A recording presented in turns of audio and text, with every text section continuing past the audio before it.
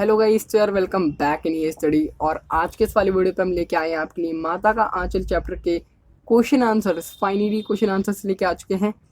MCQ नहीं है इस बार, लेकिन इस बार हम लेके आए हैं आपके लिए इंपॉर्टेंट क्वेश्चन आंसर्स माता के आंचल चैप्टर के। तो गाइस चलिए वीडियो को जो है स्टार्ट कर लेते हैं। सो गाइस सबसे पहला क्वेश्चन आपको यहाँ पर देखने को मिल जाएगा, जो कि वो है लेखक किस घटना को याद कर कहता है कि वैसा घोड़ मुँहा आदमी हमने कभी नहीं देखा। माता का आंचल पाठ के आधार पर बताइए। तो इसका उत्तर जो है वो ये है कि अपने बचपन में लेखक और उनके मित्रों की टोली किसी दूल्हे के आगे आगे जाती हुई ओहरदार पालकी को देख लेते तो बड़े ही जोर से चिल्लाते। एक बार ऐसा करने पर एक बूढ़े वर ने उन सबको बड़ी दूर तक खदेड़कर ढेलों से खूब मारा। उसे याद कर लेखक कहता है कि ना जाने किस ससुरे ने वैसा जमाई दूल्हे निकाला था। उस खूसट खबीस की सूरत लेखक नहीं भूल पाया। लेखक ने वैसा घूममुहा आदमी कभी नहीं देखा। तो ये इसका आंसर है guys. Okay, so question number second आपके सामने। बच्चों के द्वारा बनाए गए घरौंदे को उल्लेख कीजिए, माता का आंचल पाठ के आधार पर बताइए। इसका उत्तर है लेखक की मित्र मंडली ने एक दिन घर बनाने का खेल खेलने का निश्चय किया। तिनकों का छप्पर, दियासलाई की पेटियों के किवाड़, घड़े के मुंह का चूल्हा, चक्की, दिए की कढ़ाई और पूजा की आचमनी से कलछी बनाई जाती। पानी, धूल और बालू को मिलाकर जोनार तैयार किया जाता। पंगत बिठाई जाती। पंगत के अंत में पिताजी भी जीमने बैठते। उन्हें बैठा देखकर सब हंसने लगते और घरौदा बिगाड़कर भाग जाते। गाइस इसका आंसर है वे लोटपोट होकर पूछते फिर कब भोजन होगा भोलेनाथ। इस प्रकार लेखक ने बच्चों के अद्भुत व विचित्र घरौदे का सजीव चित्रण अंकित किया है। क्वेश्चन नंबर 3 यहाँ आपको देखने को मिल जाता है। माता का आंचल पाठ में लड़कों की मंडली जुटकर विवाह की क्या क्या तैयारियां करती थी। सो इसका आंसर है, इसका उत्तर है आपका माता का आंचल पाठ में लड़कों की मंडली बारात निकालती थी।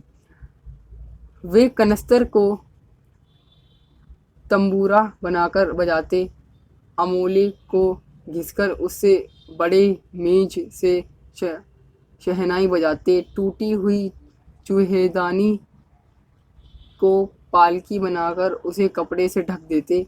कुछ बच्चे समधी बनकर बकरे पर चढ़ लेते थे और बारात चबूतरे के चारों ओर घूमकर दरवाजे लगती थी। वह काठ की पट्टियों से घिरे गोबर के लिपे आम और केले की टहनियों से समाये हुए छोटे आंगन में कुल्हड़ का कलसा रखा रहता था। वहीं पहुंचकर बारात फिर लौट आती थी। लौटते समय खटोली पर लाल पर्दा डाल दिया जाता और दुल्हन को उस पर चढ़ा लिया जाता था। बाबूजी दुल्हन का मुंह देखते तो सब बच्चे हंस पड़ते। तो ये इसका आंसर है, ये इसका उत्तर है। इस बहुत ही इजी क्वेश्चन था यार, बहुत ही इंपॉर्टेंट क्वेश्चन, आप इस क्वेश्चन को ज़रूर पढ़िएगा। चलिए चलते अपने क्वेश्चन नंबर 4 पे, जो कि है अपना बच्चे सरल, निर्दोष और मस्त होते हैं। माता का आंचल पाठ के आधार पर सिद्ध कीजिए। तो इसका उत्तर आपका एक कहावत है, बच्चे मन के सच्चे और सरल होते हैं। उनके मन में जो भाव उठते हैं वे उन्हें बड़ी ही सहजता एवं सरल पूर्वक कह देते हैं। ठीक है, तो वे मन से भी निर्दोष और निर्मल होते हैं। उन्हें किसी प्रकार की चिंता व भय नहीं सताता। वे बूढ़े दूल्हे को पसंद नहीं करते, इसलिए उसे खूसट कह देते हैं। इसलिए बूढ़ा दूल्हा उनके पीछे पड़ जाता है। बिना सोचे समझे मूसन तिवारी को चढ़ाना, चूहे के बिल में पानी डालना आदि उनकी मासूमियत और नादानी का ही उदाहरण है। वे नहीं जानते थे कि वे जो शरारत कर रहे हैं उसका क्या दुष्परिणाम हो सकता है। बच्चे खेल में इतने मस्त हो जाते हैं कि उन्हें घर बार यहाँ तक कि माँ पिताजी की भी याद नहीं आती। सो गाइस ये एक इम्पॉर्टेंट क्वेश्चन है जिसको आपको ज़रूर पढ़ना चाहिए, या आप पढ़ के ज़रूर जा सकते हैं। सो क्वेश्चन नंबर 5 है आपका यहाँ पर, जो कि है आपका माता का आंचल पाठ के आधार पर लिखिए कि माँ बच्चे को कन्हैया का रूप देने के लिए किन किन चीज़ों से सजाती थी। इससे उनकी किस भावना का बोध होता है। आपकी राय से बच्चों का क्या कर्तव्य होना चाहिए। तो इसका उत्तर भी गाइस बहुत ही सरल और बहुत ही ज़्यादा छोटा है, तो मैं आपको बता देता हूँ इसका उत्तर।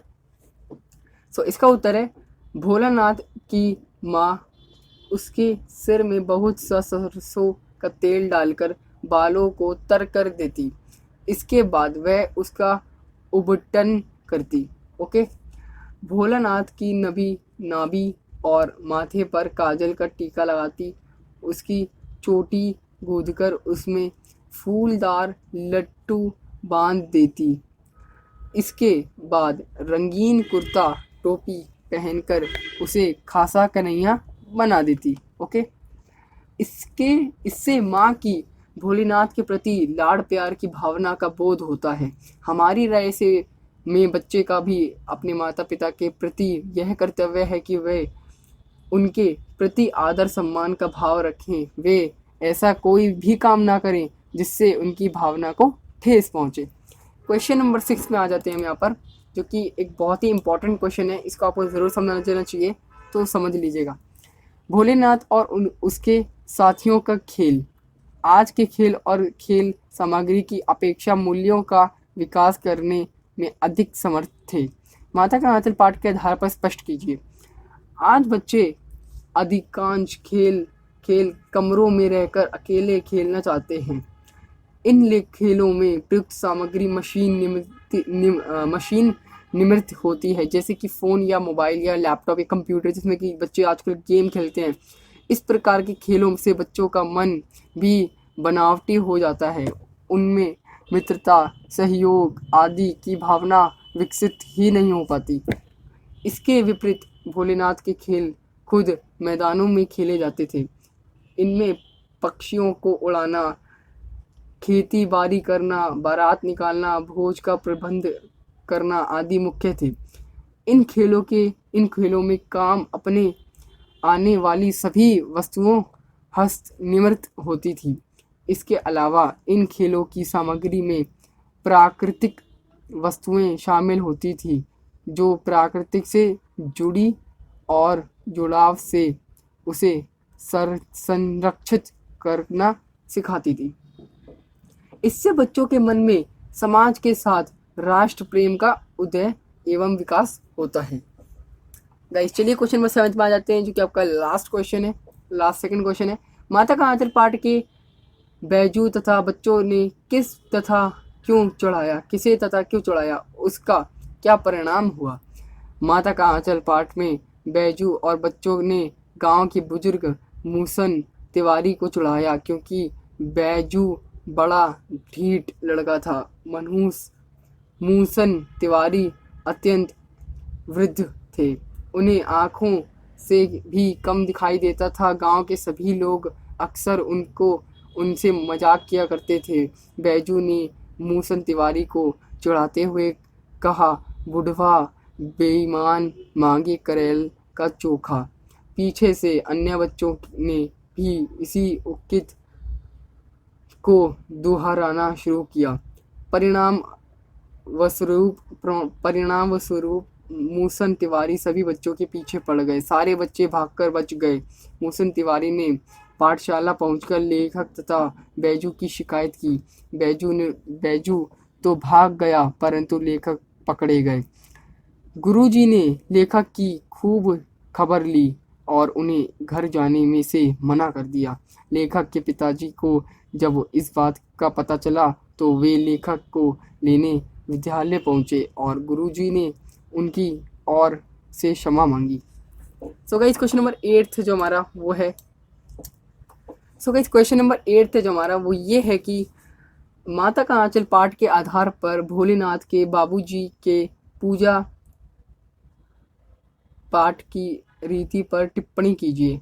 आप इसके क्या प्रेरणा ग्रहण करते हैं? ओके, तो चलिए इसका उत्तर है भोलेनाथ के बाबूजी रोज प्रातःकाल उठकर अपने दैनिक कार्यों से निवृत्त होकर नहाकर पूजा करने बैठ जाते। ओके, वे रामायण का पाठ करते।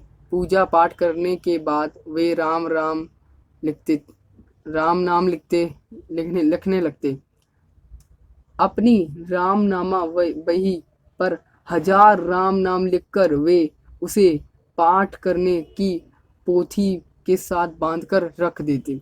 इसके बाद 500 बार कागज के छोटे छोटे टुकड़े पर राम नाम लिखकर उन्हें आटे की गोलियां में लपेटते और उन गोलियों को लेकर गंगा जी की ओर चल पड़ते।